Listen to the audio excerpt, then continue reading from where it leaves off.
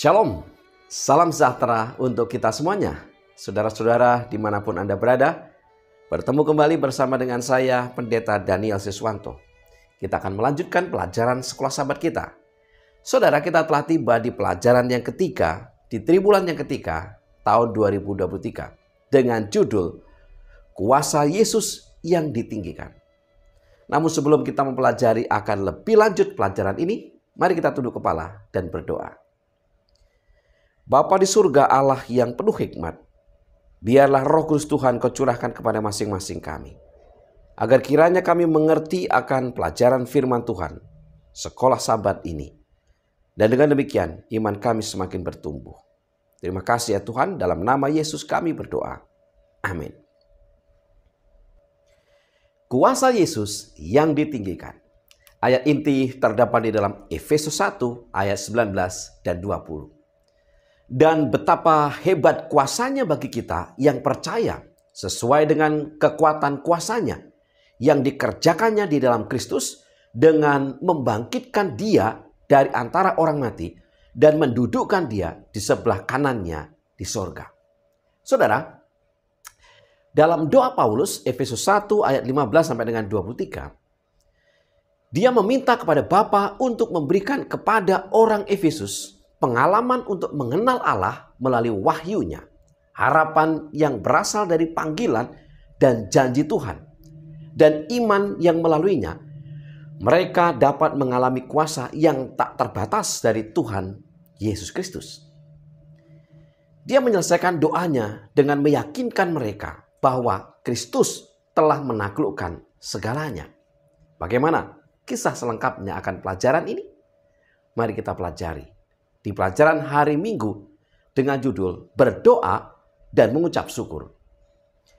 Ketika Rasul Paulus mendengar bahwa orang-orang percaya di Efesus bertumbuh dalam iman kepada Yesus dan dalam kasih terhadap satu sama lain, Efesus 1 ayat 15, ia memberikan respon melalui suratnya bahwa ia berdoa untuk menyampaikan doa ucapan syukur tentang hal itu.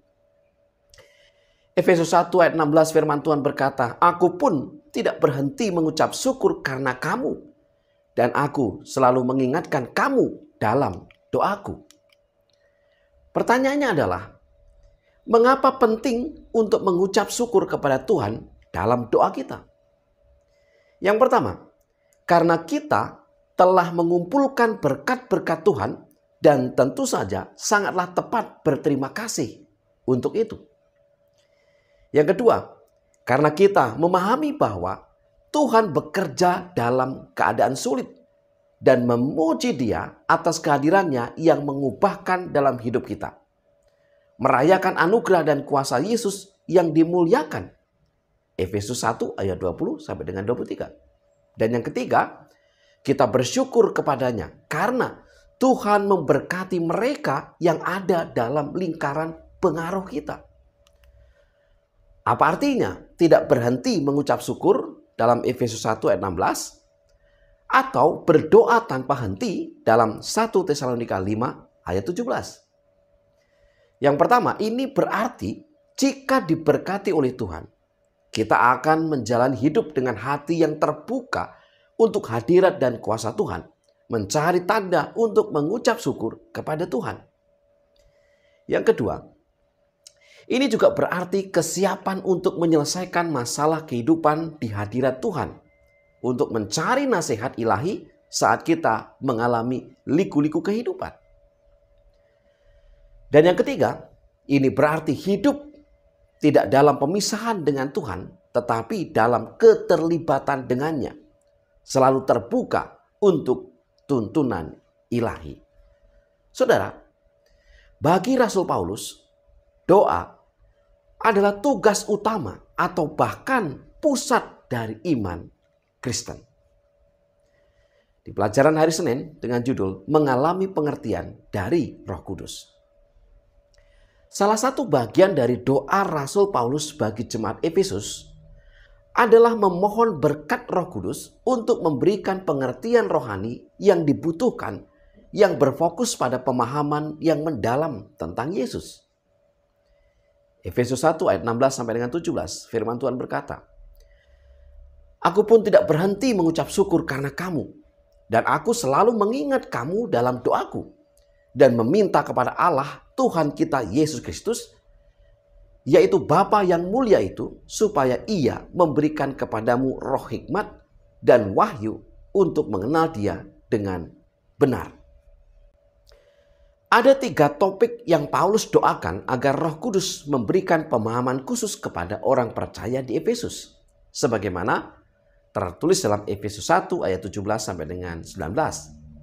Yang pertama, pengharapan apakah yang terkandung dalam panggilannya? Di sini, Paulus berdoa agar mereka memahami tindakan yang telah diambil Allah di masa lalu untuk keselamatan mereka dan masa depan yang gemilang yang Dia rencanakan bagi mereka. Yang kedua, betapa kayanya kemuliaan bagian yang ditentukannya bagi orang-orang kudus. Dalam hal ini Paulus sedang mengingat gagasan di Perjanjian Lama tentang orang percaya sebagai milik pusaka Allah. Ulangan 9 ayat 29, Ulangan 32 ayat 9, Zakaria 2 ayat 12, Efesus 1 ayat 11. Paulus ingin mereka tahu bahwa mereka tidak hanya memiliki warisan dari Tuhan, tetapi mereka adalah milik pusaka Tuhan. Dan Paulus ingin mereka memahami nilai mereka di mata Tuhan. Yang ketiga, betapa hebat kuasanya bagi kita yang percaya. Di sini Rasul Paulus sedang membayangkan bagaimana Roh Kudus membawa pemahaman baru tentang besarnya kuasa Allah dan mewujudkannya dalam pengalaman orang percaya di Efesus. Saudara, dalam doanya ini, Paulus ingin agar orang-orang percaya di Efesus mengalami sendiri kebesaran kuasa Allah yang telah diberikan kepada mereka di dalam Yesus. Di pelajaran hari Selasa dengan judul mengambil bagian dalam kuasa kebangkitan. Efesus 1 ayat 20, firman Tuhan berkata, yang dikerjakannya di dalam Kristus dengan membangkitkan Dia dari antara orang mati dan mendudukkan Dia di sebelah kanannya di surga. Sementara dalam Efesus 1 ayat 20 sampai dengan 23, Rasul Paulus menjelaskan 2 peristiwa sejarah keselamatan untuk menekankan akan kuasa Allah, yaitu kebangkitan Yesus dari kematian dan Yesus dimuliakan dengan duduk di sebelah kanan Bapa di surga. Pertanyaannya adalah, mengapa penting kebangkitan Yesus bagi kita? Dan mengapa kebangkitan Yesus adalah keyakinan iman Kristen yang tidak dapat ditawar lagi? 1 Korintus 5 ayat 14 dan 17. Karena Kristus telah bangkit, maka orang-orang percaya yang setia menantikan kebangkitan yang agung di masa depan kepada kehidupan kekal pada saat Kristus kembali. 1 Korintus 15 ayat 20 sampai dengan 23. Berikutnya adalah karena Kristus telah bangkit, maka kita dapat memandang kepadanya hari ini untuk semua berkat Injil, termasuk kehadiran Roh Kudus dalam hidup kita. Pertanyaan berikutnya adalah, apakah yang harus kita pahami dari hal Yesus yang dimuliakan itu duduk di sebelah kanan Bapa di surga? Yang pertama, peninggian Kristus memiliki profil yang tinggi di Efesus, dan bahwa orang-orang percaya dapat memiliki kesempatan untuk duduk dengan Dia, yaitu Yesus Kristus di surga. Efesus 2 ayat 6. Yang kedua, kenaikan Kristus ke surga sebagai pendahuluan bagi Kristus yang memenuhi segala sesuatu dan memberikan karunia kepada gerejanya. Efesus 4 ayat 8 sampai dengan 11. Dan yang ketiga, peninggian atau penobatan Kristus tidak hanya sebagai ilustrasi dari kuasa ilahi yang ditawarkan kepada orang percaya, tetapi sebagai sumber dari kuasa itu. Pertanyaan untuk kita renungkan, bagaimanakah kuasa kebangkitan Yesus dapat mentransformasi kehidupan kita untuk lebih baik? Pertanyaan berikutnya adalah, apakah yang mungkin menjadi penghalang untuk memperoleh akses kepada kuasa Allah tersebut? Mari kita renungkan akan pertanyaan ini. Di pelajaran hari Rabu dengan judul Kristus di atas segala kuasa.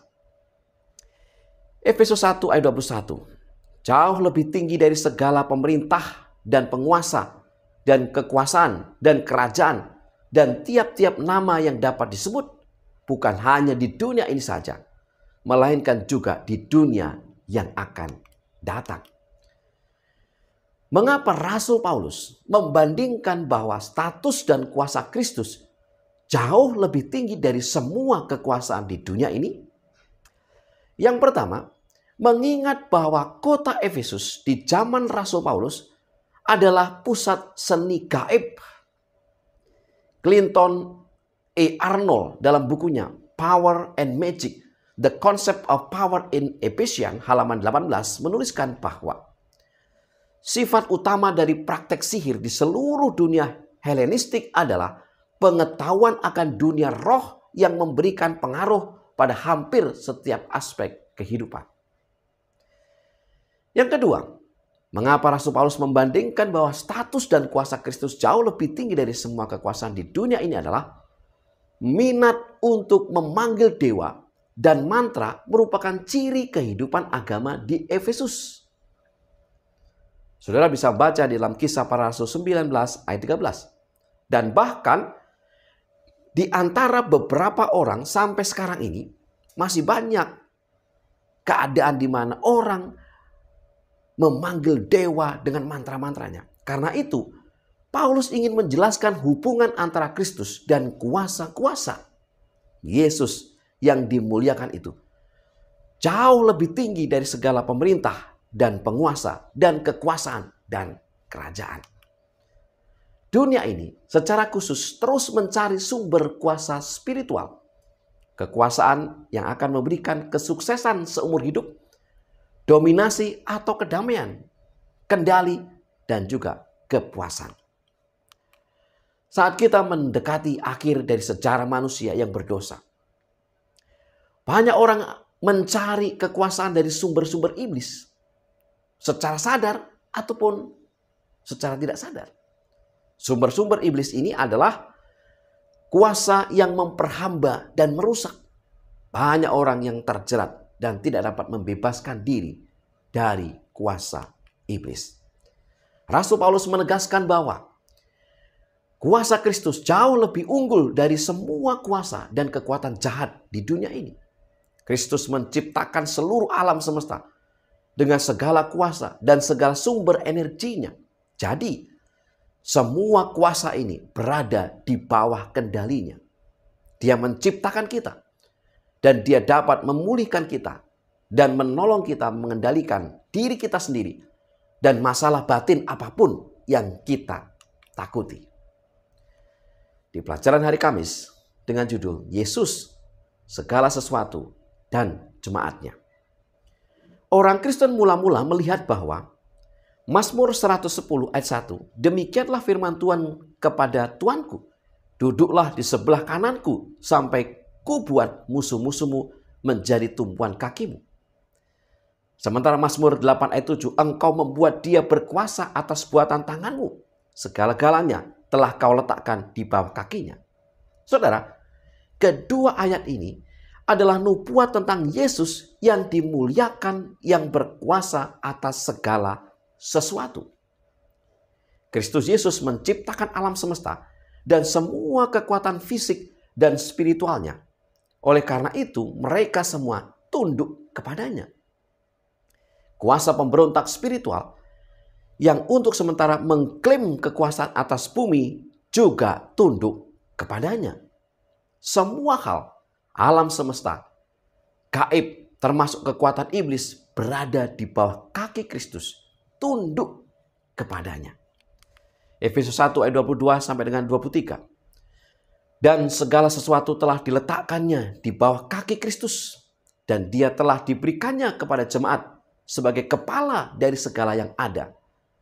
Jemaat yang adalah tubuhnya, yaitu kepenuhan dia yang memenuhi semua dan segala sesuatu. Pertanyaannya adalah, manfaat-manfaat apakah yang diterima jemaat ketika Yesus ditinggikan ke tahta alam semesta? Pertama, gereja atau jemaat yang disamakan secara erat dengan Kristus dan diperlengkapi olehnya dengan segala kebutuhannya, dengan sendirinya menjamin kemenangan atas kuasa kejahatan. Yang kedua, kuasa Allah yang diperlihatkan dalam kebangkitan dan kemuliaan Yesus atas setiap kuasa di alam semesta telah digerakkan bagi gereja.